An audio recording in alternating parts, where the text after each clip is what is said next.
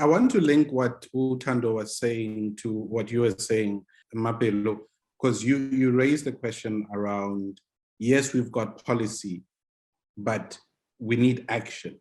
And at the same time, Thando going even more specific to speak of policies that exist in some of our broadcasters, and also questioning what happens in our education system. So that is an area that we definitely need to talk about, around what is happening on a policy level, on an education level, and also when it comes to the media in general. But I want to bring it closer to home and ask the question, Mapelo. I mean, we know that your beautiful baby is taking a nap, right? And you mentioned the fact that you've got two children, that you need to look at what you are passing on to them in terms of their language. So let's talk about what happens in the home.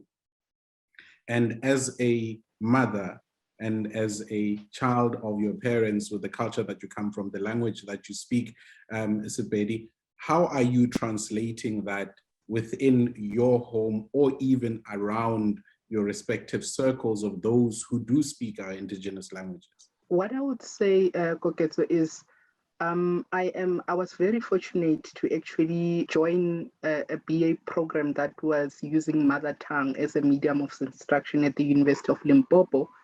And going through that actually made me realize the true challenges that comes with trying to actually implement this use of mother tongue in education as medium of instruction. The challenges that I met in terms of attitudes from your fellow students to your senior members of staff in the university, the discouragement of what will you become in future, what do you think you're gonna do if you are going to learn to write in Sepedi? You can already speak Sepedi. What more do you want to learn? Those are the things that really opened my eyes, that where we are going is still very far. And bringing that home to my family, to my kids right now, which is, I would say, it's a kind of a multicultural home, because my partner, my husband is Venda, and I am from Sepedi background. And when we met, we couldn't speak each other's languages. As a result, we would often resort to using English, where when our firstborn was born, he came into a home where English was dominant because we couldn't understand each other. But knowing where I come from in terms of languages and my passion and what I know comes with the benefits of knowing a language, I had to walk an extra mile to ensure that my son is able to learn Sepedi, because I'm a Sepedi speaking person, and his father speaks Venda, but both the parents are not understanding each other. But still, I needed to ensure that this boy can speak Sepedi and is able to gel with my family when he visits my maternal family or my side of the family, as well as his paternal side when he goes to Venda.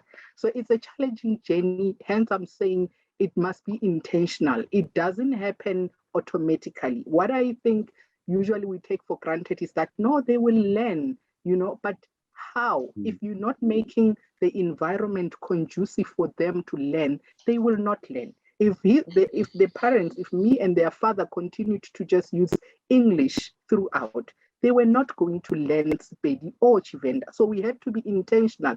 I had to force myself to learn Chivenda as much as I could, so that me and the father could use the language around them.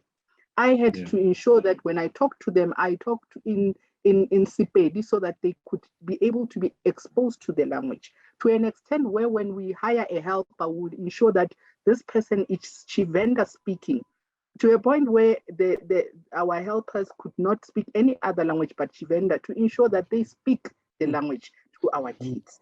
So for me, it had to be intentional.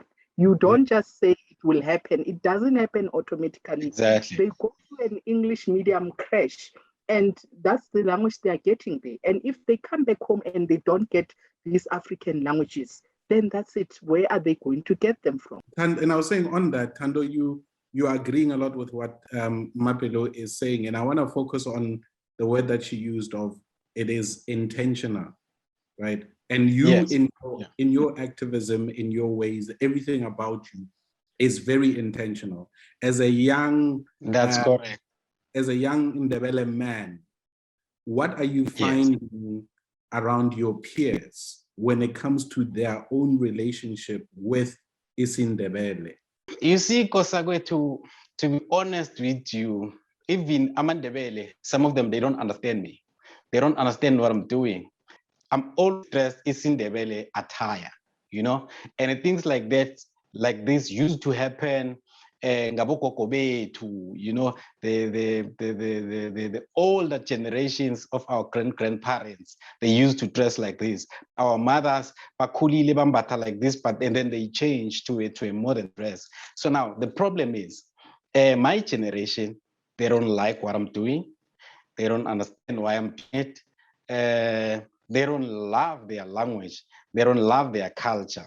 You know, language and culture, you can't separate it. So now the problem that we have, Tina, as Abantu Abanzima, it's the mentality, it's the mindset. Because now they're thinking, if you know English, you are better than someone who's perfect in their own mother tongue, which is a problem currently. Because if you can look at the system that it's used by China, they are speaking their own languages. Some of them, they don't even know this English thing. And if you can look at the soccer players, Sabo Ronaldo, they don't know English. They always have interpreters or other people that speak what they are saying, you know, and yet they are successful in what they are doing. Yet they don't know about English. So now in South Africa, the problem that we have as Africans is that we believe that English is better than every other thing. English is better than our languages. English is better than our culture. I can make you an example. If someone's going to get married, they'll say, I will do a white wedding. White wedding, it's a culture on its own, but it's not your culture, but you're doing it. Why is that? So now they call our culture, it's a, it's a traditional wedding. Why is that?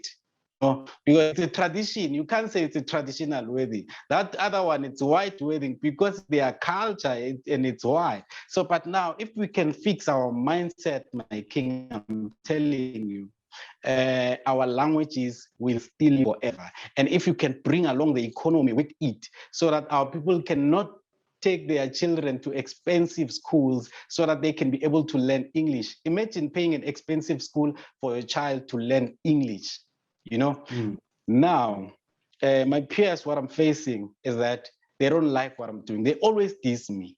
That's why at Boulders I was chased out. That's why I had trained out for wearing the way I'm wearing, you know. But in South Africa on its own, even our president, the current sitting president, have you ever heard him speak in Ishivenda? You know, why can't he address the nation in Ishivenda? You have. You know why you have? After I said this on national television, what I'm saying now, I've never heard the president speak in Shivenda. Why can't he address the nation in Shivenda? Because anyway, they are going to have the English version of whatever it is that he was saying on all the digital platforms. You know, currently, Amandebele, we are fighting for isiNdebele to be on part of the SAPC. If you can look at SAPC, actors in isiNdebele, we don't have producers in isiNdebele, we don't have presenters in isiNdebele. Why is that? Yet the SAPC editorial police, they are saying they will treat all the languages equal and the same. If you can look at the South African national anthem, how many languages does it have? It has only 4. And in South Africa, we have 11 official languages. We also have isiLobedu, that is not recognized by the current sitting government. Why is that? We have people that are sitting currently at the union building. They are fighting for the land. They are fighting for the languages to be recognized.